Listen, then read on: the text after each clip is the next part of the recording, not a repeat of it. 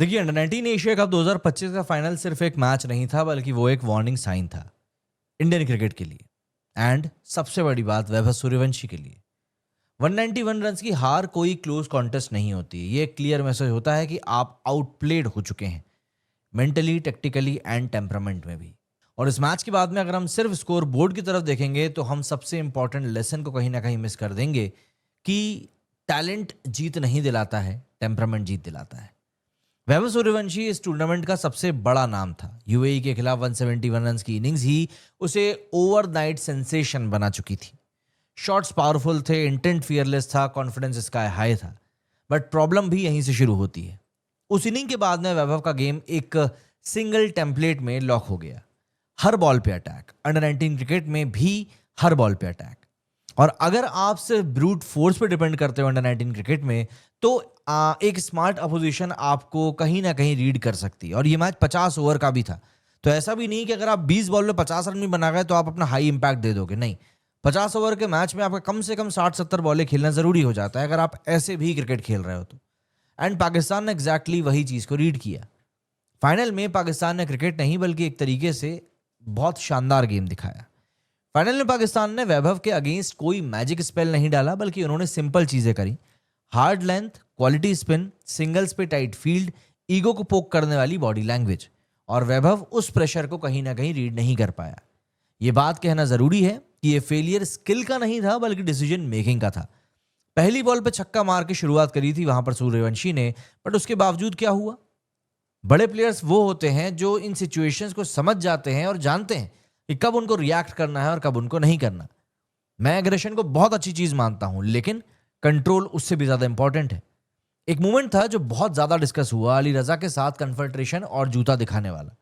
मैं ये नहीं बोल रहा हूं कि इमोशन दिखाना गलत बात होती है, बट इतने बड़े स्टेज पे इमोशंस को हैंडल करना एक प्रोफेशनलिज्म का ट्रेट होता है। अंडर 19 लेवल पे ही अगर आप टेम्पर को इस तरीके से लूज कर रहे हैं, तो सीनियर क्रिकेट में प्रेशर इससे 10 गुना ज्यादा होगा। आपके इसी गुस्से का इस्तेमाल आपके खिलाफ किया जाएगा और आपका करियर खत्म होने में समय नहीं लगेगा। रॉ एग्रेशन मैच जिता सकता है, लेकिन चैंपियनशिप्स टेम्परामेंट के साथ ही जीती जाती हैं। सबसे बड़ी बात, एक बहुत ही अनकंफर्टेबल ट्रुथ की बात यहां पर करते हैं हम लोग।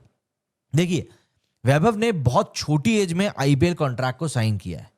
राजस्थान रॉयल्स जैसी टीम के साथ में जुड़ना अपने आप में एक बहुत बड़ी बात है, लेकिन इतिहास गवाह है कि जल्दी पैसा और जल्दी शोहरत नए खिलाड़ियों को डिरेल भी कर सकती है।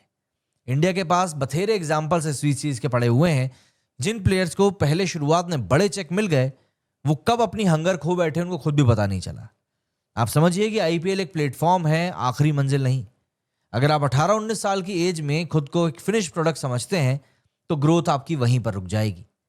जायसवाल जायसवाल इस सिचुएशन में काफी कुछ सीखने वाला एक टेम्पलेट है। वैभव के लिए सबसे बड़ा रेफरेंस पॉइंट जायसवाल ही है। सेम बैकग्राउंड, कुछ ऐसा ही प्रेशर, सेम एक्सपेक्टेशंस और सेम स्पॉटलाइट। पर फर्क यह है कि जायसवाल ने डिसिप्लिन को प्रायोरिटी दी, फिटनेस को ऑब्सेशन बनाया और हर फॉर्मेट को अलग तरीके से ट्रीट किया। उसने कभी आईपीएल को शॉर्टकट नहीं बनाया, उसने उसे एक क्लासरूम के तौर पर ट्रीट किया।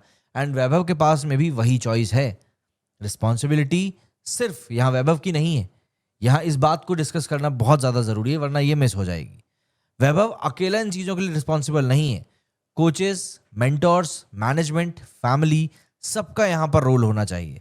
आप एक टीनेजर के कंधों पे फ्यूचर के वेट को रखने जा रहे हो, तो कभी ना कभी वो लड़खड़ाएगा जरूर।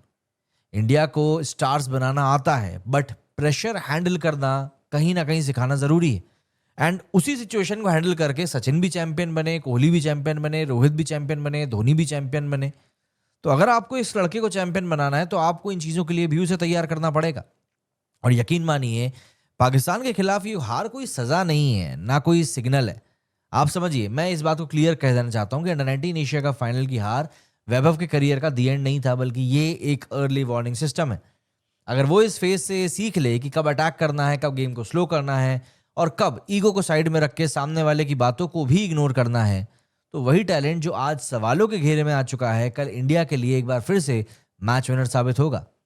इंडियन क्रिकेट को ये बात समझना जरूरी है कि स्टार्स बनाना आसान है, बट प्रेशर में खड़े रहने वाले चैंपियंस को बनाना मुश्किल होता है। वैभव सूर्यवंशी एक अनकट डायमंड है, पर डायमंड को शाइन करने के लिए सिर्फ लाइट नहीं बल्कि पॉलिश की भी जरूरत होती है। टैलेंट उसके पास बेशुमार है, वक्त भी है। अब देखना यह है कि क्या वो सीखने के लिए तैयार है या सिर्फ तालियों के पीछे भागने के लिए बैठा हुआ है।